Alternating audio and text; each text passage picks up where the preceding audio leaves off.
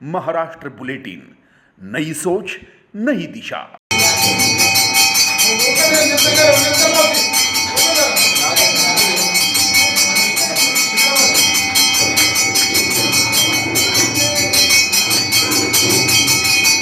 पुजारी, सेवक एवं ट्रस्ट की ओर से विभिन्न धार्मिक कार्यक्रमों का आयोजन किया गया है। सुबह और शाम को सब्जी, बैंगन भरता, रोडगा का महाप्रसाद का आयोजन भी किया गया है।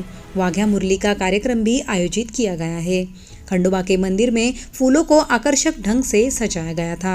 मार्गशीर्ष माह के शुक्ल पक्ष की षष्ठी तिथि को चंपा षष्ठी के नाम से जाना जाता है। यह व्रत भगवान शिव और माता पार्वती के पुत्र भगवान कार्तिकेय और भगवान खंडोबा को समर्पित है। खंडोबा को मार्तंड भैरव और भगवान शंकर के दूसरे रूप मल्हारी जैसे अन्य नामों से भी जाना जाता है। पूरन पोली के भोग के साथ साथ ही बाजरे की रोटी, बैंगन का भरता, नया प्याज, दही, चावल, नींबू के साथ गाजर आदि का भोग भी लगाया जाता है। चंपा षष्ठी के इस अवसर पर घरों में पूजा की जाती है तथा बाजरे की रोटी, बैंगन का भरता, पूरन पोली का खंडोबा को भोग लगाया जाता है। इसके साथ ही वाघ्या मुरली का समारोह का आयोजन भी किया जाता है। जय मल्हार, ओम नमो नारायण।